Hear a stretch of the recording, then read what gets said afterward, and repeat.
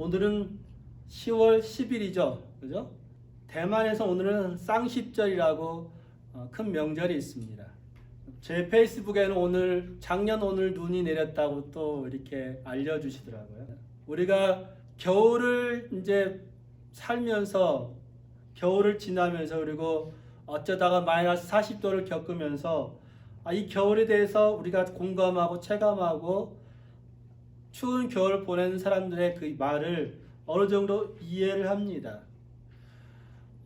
여러분 혹시 여러분의 그 여러 인생 목표 중에 몇 가지 하고 싶은 것들이 있을 겁니다. 저는 지금 여기 포트 세인트 존에 살기 때문에 언젠가는 꼭 여길 떠나기 전에 알래스카를 꼭 한번 가보고 싶다, 이런 마음이 있어요. 미국 사람들의 로망 중에 하나가 뭐냐면 알래스카 하이웨이를 통해서 알래스카까지 한번 가는 게, 여행하는 게 하나의 꿈입니다. 여러분 그런 꿈을 혹시 갖고 계십니까? 여기서 알래스카를 가려면은 앵커리지까지 간다 그러면 한 2,500km가 된다고 그럽니다. 그러면 우리가 밴쿠버를 왔다 갔다 하는 거리인가요? 그죠? 여기서 밴쿠버를 왔다 갔다 하는 거리쯤 되죠. 알래스카를 가기 전에 유콘주에 보면 화이트호스라는 지역이 있는데 거기서 알래스카 가는 길이 있고 좀 돌아가는 길이 있어요. 이 돌아가는 길에 다슨 시티라는 곳이 있습니다. 여기 밑에 있는 도슨 크릭이 알래스카 하이웨이 시작하는 마일 제로잖아요. 근데 알래스카를 가기 전에 그 화이트 호스에서 좀 돌아가는 길 속에 다슨 시티라는 곳이 있는데 거기까지가 한 여기서 1300km라고 합니다. 15시간 정도. 구글을 보니까 알래스카까지는 27시간 걸린대요. 앵커리지까지. 나중에 여름에 되면, 기회가 되면 가볼만 하겠죠. 그죠? 제가 왜 다슨시티 이야기 하냐면, 1890년도에 한참 골드러시가 이루어졌을 때, 이 다슨시티가 좀 유명한 시티가 됐습니다. 많은 사람들이 금을 찾기 위해서 이 다슨시티로 몰려들었어요. 그래서 이 도슨시티라는 곳을 배경으로 해가지고 더 콜 오브 와일드라는 그 책이 쓰여졌고 그것이 여러 영화로 만들어졌습니다. 2020년도에 나온 영화 중에 보면 저 개 한 마리가 캘리포니아에 살던 개가 납치돼 가지고 어떻게 해서 이 도슨 시티까지 가게 되고 거기서 이 우편물을 배달한 썰매 끄는 개가 되었습니다. 그런데 이 철도가 놓이고 길이 놓이면서 이 개가 이제 더 이상 우편물을 나르는 일을 하지 않게 되면서 어떻게 해서 어쨌든 그 주인공 남자를 만나게 되고 그 남자와 함께 강을 따라서 여행을 하면서 거기서 이제 주인과 함께 금을 발견하는 이야기가 나옵니다. 오른쪽 그림에 개가 이렇게 금 물고 있는 거 저 보이십니까? 노란 거. 이 도슨시티가 이 강을 따라서 금을 많이 발견한 지역입니다. 그래가지고 이제 유콘 지역이 금으로 좀 유명한 지역이 됐는데요. 우리가 금을 찾기 위해서 없는 길을 만들고 사람들이 다니지 않던 길을 찾아서 몸을 떠나죠. 여러분 혹시 영화 호빗을 보셨으면 굴을 파가지고 사람들이 줄에 매달려서 이렇게 내려와가지고 금을 막 캡니다. 그러다가 이 호빗에서는 금 같은 보석을 캐다가 아르켄스톤이라는 그 왕 통치권을 상징하는 그 보석을 발견을 해요. 저 위에 있는, 여러분 화면을 보시는지 모르겠지만 통치권을 상징하는 아르켄스톤을 발견하고 그것을 가지고 이제 이 왕권을 상징하고 이 사람이 모아놨던, 이 난쟁이들이 모아놨던 금을 차지하기 위한 일들이 벌어집니다. 이 난쟁이들이 금을 찾아내기 위해서 긴 밧줄에 매달리고 터널을 뚫고 갱도를 뚫고 이런 일들이 사실은 오늘날에도 일어나고 있습니다. 우리는 여기서 이제 그런 분들 자주 못 보지만 1970년도나 이럴 때 독일 광부로 가셨던 분들이 많이 그 에드먼트로 이주를 많이 하셨습니다. 그래가지고 그분들 에드먼트에 살다가 밴쿠버로 많이 가셨는데요. 우리가 이 영화라든지 아니면 한국 역사를 보면 뭐 국제 시장이야 이런 영화 역사를 보면 많은 광부들이 독일 가서 고생을 하고 어떻게 갱도에서 위험을 무릅쓰고 석탄을 캐내고 있는가 이런 소식들을 들어보아 알고 있습니다. 사람들은 온갖 기술을 동원해 가지고 온갖 지혜를 통해서 금을 캐내고 보석을 캐내고 이런 일을 계속 해내고 있죠. 그렇게 금을 캐내고 보석을 캐내고 이런 일들을 하면서 위험을 감수를 하죠. 그죠? 또한 이 보석이나 금을 찾아 나서기 위해서 많은 제국주의 시대에 많은 나라들이 해양 기술을 발달시키고 그래서 금을 찾아서 아프리카로 인도로 아니면 여러 나라들로 갔고 아메리카까지도 왔습니다. 금이 있는 곳에 사람이 보석이 있는 곳에 사람이 몰려들었고 기술이 발달되어 있습니다.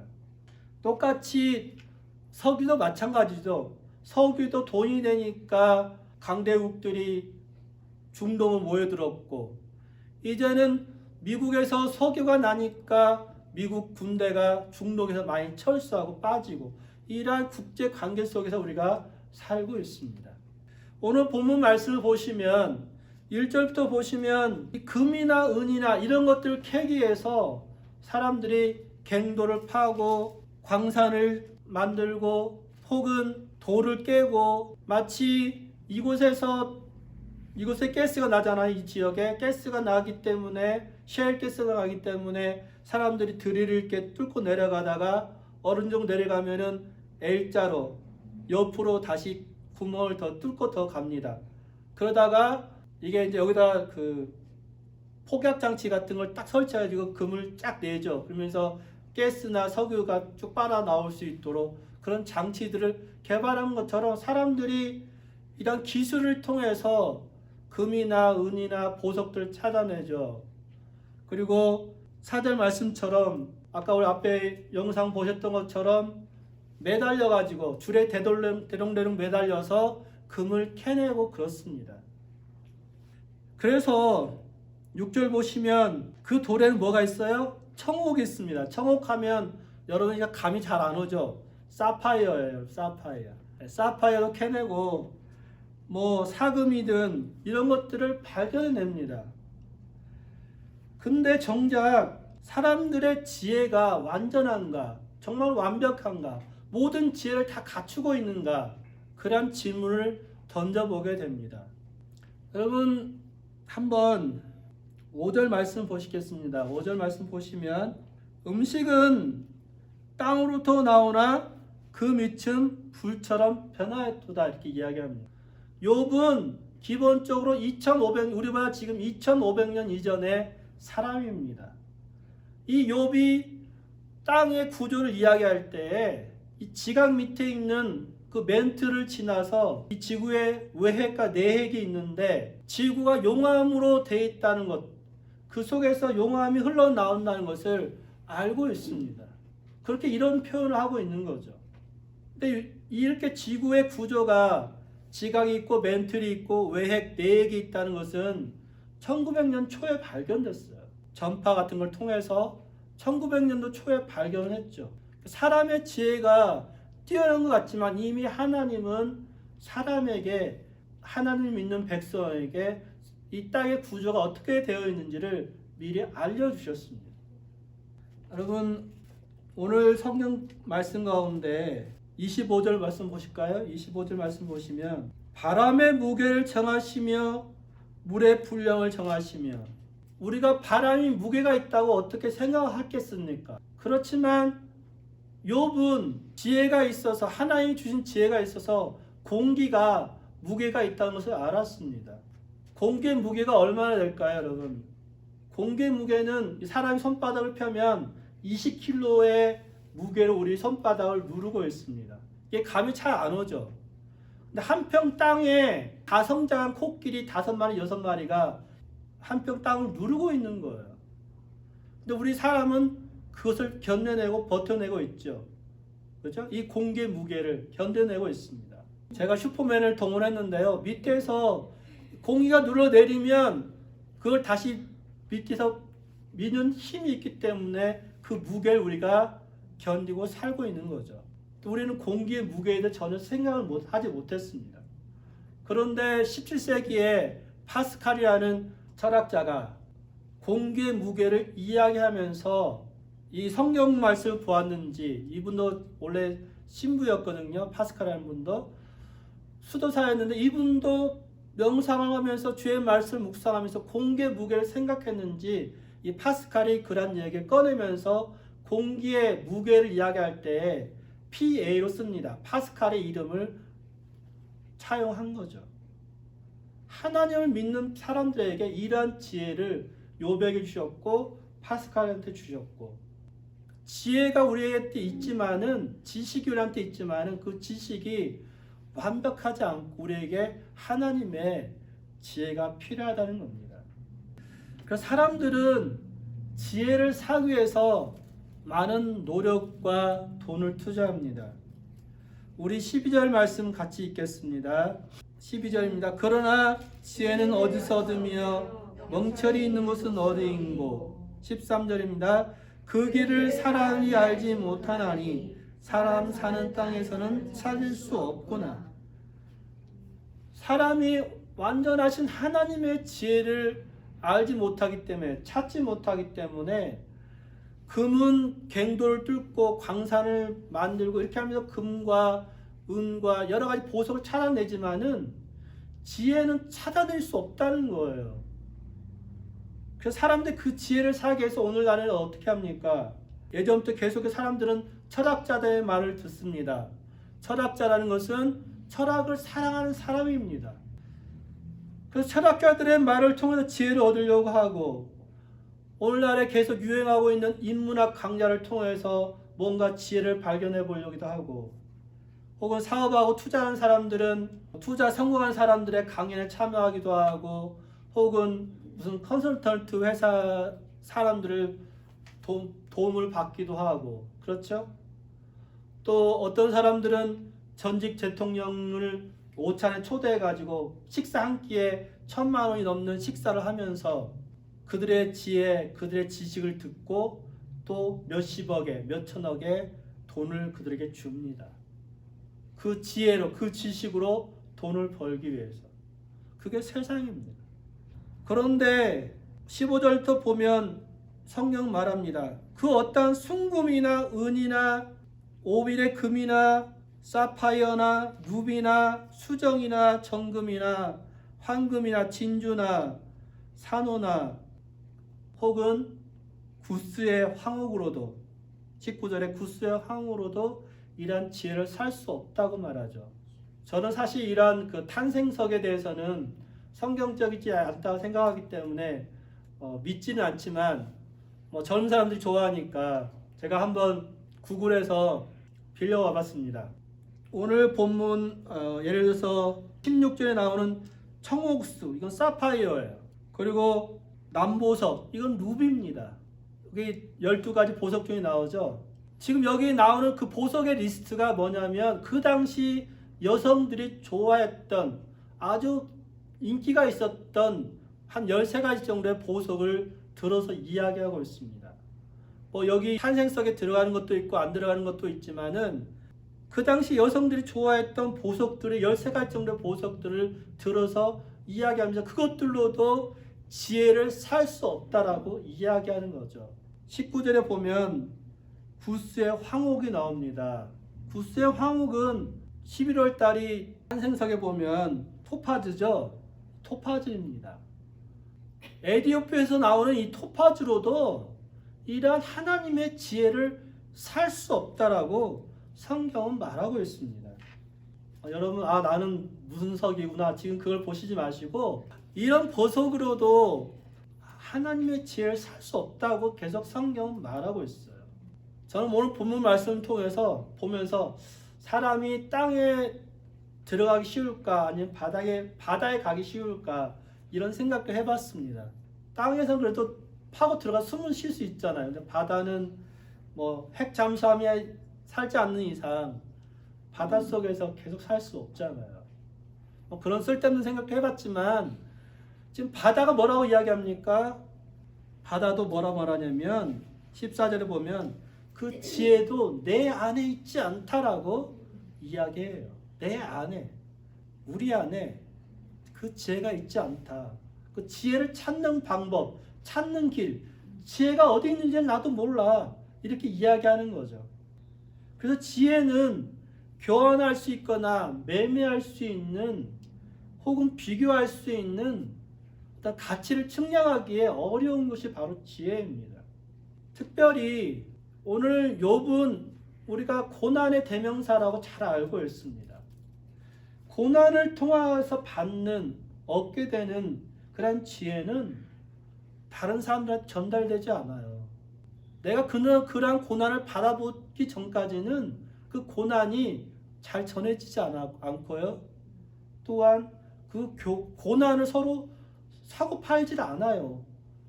나는 그 고난 겪고 싶지 않기 때문에 사지를 않는다는 거죠.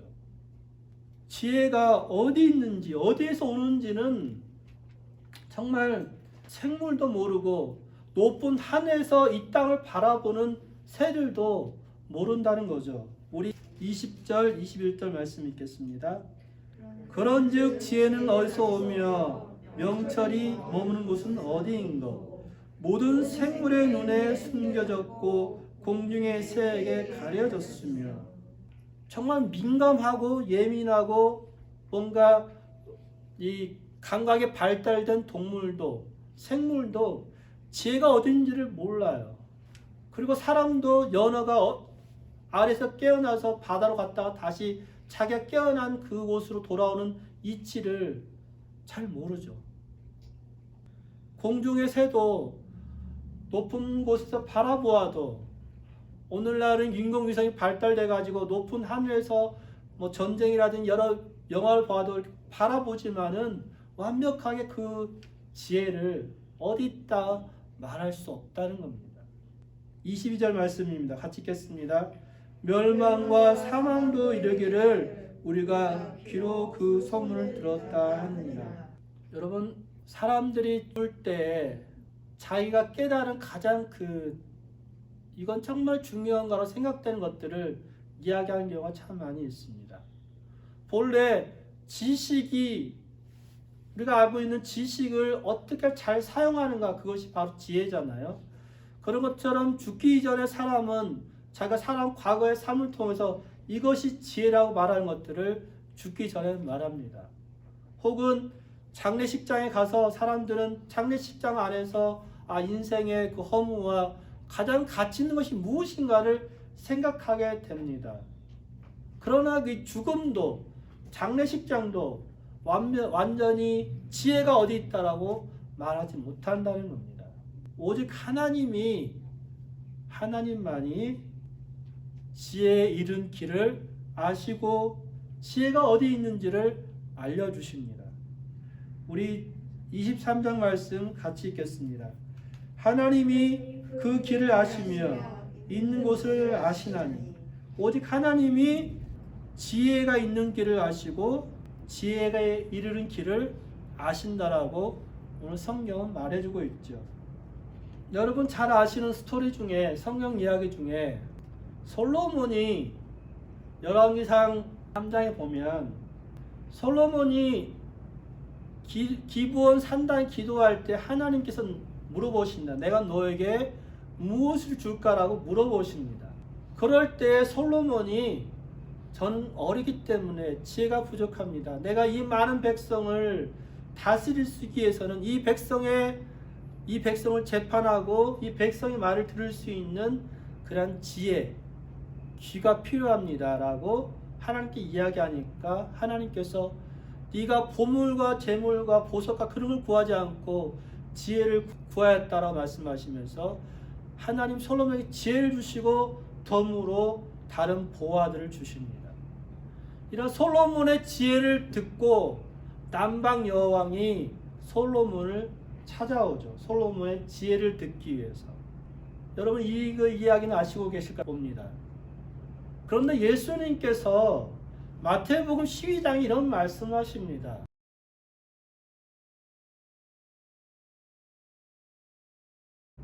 남방 여왕은 솔로몬의 지혜를 듣기 위해서 아프리카에서 왔어요. 예수님의 지혜, 예수님의 말씀을 들어야 되는 예수님이 오셨는데 이스라엘 백성들이, 이스라엘 지도자들이 예수님의 말씀을 듣지를 않아요. 솔로몬보다 더 큰 이가 오셨으면, 솔로몬의 말을 듣기 위해서 온 남방 여인도 있는데 솔로몬보다 더 큰 이가 오셨는데, 더 큰 하나님이 오셨는데 왜 듣지 않냐는 것을 예수님이 책망하시는 거죠. 성경은 바로 예수 그리스도가 지혜라고 말씀하십니다. 고린도전서 1장 18절부터 25절 사이에 보면, 특별히 24절 말씀 보시면 그리스도는 하나님의 지혜다 이렇게 말씀하세요. 또한 골로새 2장 3절 보면 예수 그리스도 안에 지혜와 지식의 모든 보화가 감춰졌다 말씀하세요.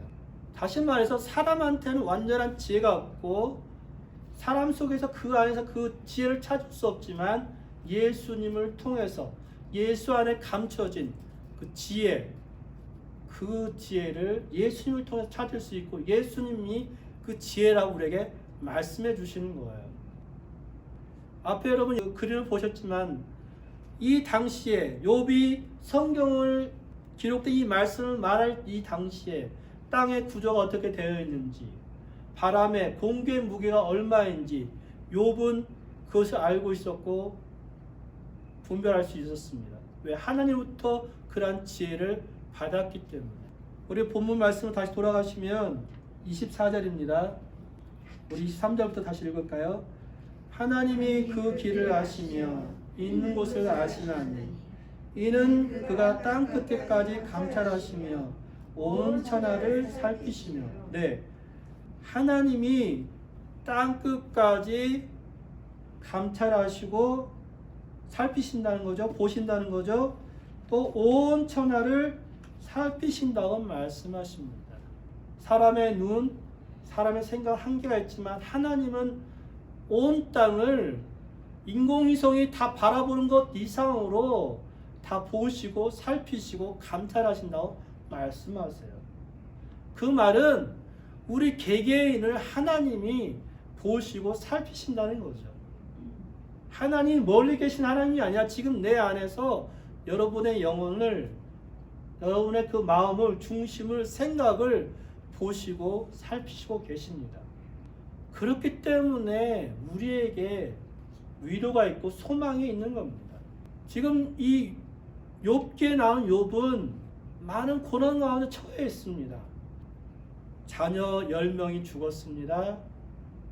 그가 가진 재산이 도둑에 의해서 다 뺏겨갔습니다. 집이 무너져 버렸습니다. 사람이 다 뺏겨갔습니다. 심지어 욥은 그의 몸이 욕창이 돋아서, 옛날 성경 기혈장이라고 그러는데 몸을 긁습니다. 피부병에 걸려 있습니다. 가족을 잃고 재산을 잃고 자기 몸까지도 병에 걸려 있기 때문에 더 이상 감사할 일도 없고 하나님한테 좋다고 기쁘다고 감사하다고 말할 일도 사실은 없습니다. 그런 그 욥의 상황, 형편, 환경을 하나님 지금도 보시고 감탄하고 계신다는 거예요. 그게 욥기가 말하는 겁니다. 이 세상은 말합니다. 인과율, 인과법칙, 권선징악을 이야기합니다. 네가 잘못했기 때문에 벌을 받는 거야. 뭔가 네가 잘못한 일이 있기 때문에 이런 결과가 있는 거야 라고 이 세상은 이야기를 하죠. 그렇지만 하나님은 보세요. 우리의 잘못, 욥의 잘못 때문에 라고 말하지 않아요. 욥이 어떤 환경과 어떤 상황 가운데 있는 걸 보십니다. 이 세상은 항상 이야기합니다. 인과율의 법칙을 이야기하지만 성경은 항상 그렇다고 말하지 않아요. 하나님의 뜻과 계획이 그 안에 있다는 거죠. 고난과 어려운 가운데 우리가 잘못해서 벌을 받을 수 있고 심판을 받을 수 있지만은, 그렇지만 항상 그런 게 아니라는 거예요. 하나님이 우리를 연단하시고자, 아니면 욥에게 깨우침을 주시고자 그러한 연단과 고난을 주시기도 하시죠. 그래서 우리에게 하나님의 뜻을 아는 것, 하나님의 계획을 아는 그 지혜가 필요합니다. 우리 성경 말씀 신약성경 야고보서 1장 5절 말씀 보시면 너희 중에 누구든지 지혜가 부족하거든 모든 사람에게 후히 주시고 꾸짖지 아니하시는 하나님께 구하라 그러면 주시리라 말씀합니다. 이 말씀 잘 알고 있어요. 지혜가 부족하거든 하나님께 구해서 지혜를 받으라고 말하고 있는데 어떤 지혜라는 거죠? 이 야고보에서 말한 지혜. 그것은요 사실 2절도 우리가 보셔야 돼요. 내 형제들아 너희가 여러 가지 시험을 당하거든 온전히 기쁘게 여기라. 이는 너희 믿음의 시련이 인내를 만들어내는 줄 너희가 알미라. 인내를 온전히 이루라. 이는 너희를 온전하고 구비하여 조금도 부족함이 없게 하려 함이라. 다시 말해 이 지혜는 왜 내가 고난과 시련과 이런 연단을 받는가에 대한 지혜를 깨닫는 겁니다. 그 이유를 깨닫는 게 바로 지혜예요. 앞에서 이야기했던 것처럼 고난이 잘못된 범죄한 것 때문에 고난이 올 수도 있지만은 하나님께서 우리를 인내하도록 하시기 위해서 시련을 주시기도 해요. 그럼 왜 하나님 내게 이런 시련과 고난을 주셨을까? 그것을 발견하는 게 그게 진짜 지혜라는 거죠. 우리가 본문 말씀 보시면 하나님이 바람의 무게를 정하실 그때입니다. 우리 성경에서 그런 표현을 잘 보지 못하지만 표준 세번역에서는 이렇게 이야기합니다. 바람의 무게를 정하시는 그때에 물의 분량을 정하시던 그때에 비 내리는 법칙을 정하시는 그때가 항상 붙어 나옵니다. 그 말은 하나님이 천지를 창조하신 그때에 이미 천지를 창조하신 그때 이미 우리를 아셨고 보셨고 살피셨고 27절 말씀처럼 그가 보셨고 그가 선포했다고 말하셨는데 그가 계획하셨다는 거예요. 그가 지혜를 굳게 세우셨다 말씀합니다. 지혜를 탐구하셨다, 연구하셨다, 시험하셨다. 창조하신 그때에 혹은 우리가 이 고난 가운데 있는 그때에 주님이 우리를 보셨고 시험하셨고 우리를 계획하셨고 우리를 세워주셨어요. 그렇기 때문에 하나님의 지혜, 우리가 예수 그리스도를 만난 그때에 그분의 지혜, 구원받는 지혜, 믿음에 이른 지혜, 생명 얻는 지혜를 우리에게 주셨어요. 그래서 결론적으로 이렇게 이야기합니다. 28절 말씀 같이 읽겠습니다. 또 사람에게 말씀하셨도다. 보라, 주를 경외함이 지혜예요. 악을 떠남이 명철입니다. 하나님이 사람에게 우리에게 말씀하셨다는 거죠. 뭐라고요? 주를 경외하는 것이 지혜다. 그리고 악에서 떠나는 것이 명철이다. 이렇게 말씀하십니다. 근데 여러분 우리가 지금 욥기를 보고 있는데 욥의 1장 1절에 욥에 대해서 이야기할 때 뭐라고 말씀하셨는지 아십니까 여러분? 우스 땅에 욥이라 불리는 사람이 있었는데 그 사람은 온전하고 정직하여 뭐예요? 하나님을 경외하고 악에서 떠난 자라 이렇게 이야기합니다. 오늘 본문 28장 28절에 지혜는 하나님을 경외하는 거라고 말씀했죠. 욥도 똑같이 하나님을 경외했던 사람이고요. 28장 28절에 악에서 명철, 슬기, 지혜, 총명은 악에서 떠난 것이라고 말씀했죠. 오늘 본문 1장 1절에 욥은 악에서 떠난 사람이라고 이렇게 이야기합니다. 다시 말해서 욥은 하나님을 경외하고 악에서 떠난다는 것은 수평적으로 사람과의 관계 속에서 도덕적으로 윤리적으로 깨끗한 바른 사람이라는 거예요. 하나님과의 그 관계, 수직적인 하나님과의 관계, 영성, 경건함이 올바랐고 또한 수평적으로 도덕적으로 사람과의 관계 속에서 죄를 짓지 않았다고 말합니다. 그렇기 때문에 하나님과의 관계, 그 영성, 하나님과의 그 사랑의 관계는 말씀을 갖는 거예요. 말씀을 통해서 하나님과의 교제를 누리는 겁니다. 디모데후서 3장 15절 말씀 펴보세요, 여러분.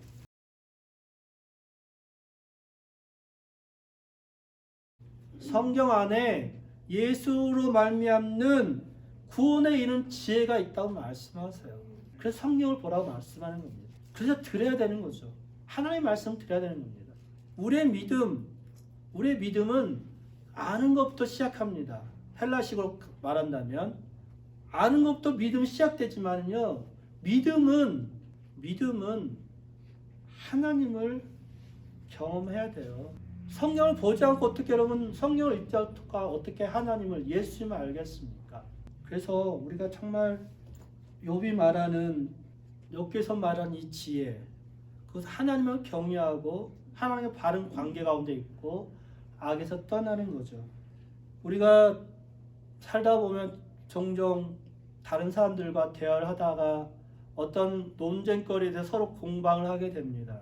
서로 자기의 주장이 옳다라고 이야기를 하게 되죠. 오늘 욥기도 마찬가지입니다. 욥과 욥의 3명 친구가 서로 이야기를 해요. 나는 죄를 짓지 않았어. 뭔가 하나님의 뜻이 있어. 내가 이렇게 고난받는 것은 하나님의 계획이 뭔가 뜻이 있는 것 같다라고 이야기하지만 욥의 세 친구는 계속해서 욥한테 네가 죄를 지어서 벌을 받는 거야. 네가 뭔가 문제가 있기 때문에 하나님으로부터 징계를 받는 거야. 이렇게 서로 공방이 이어집니다.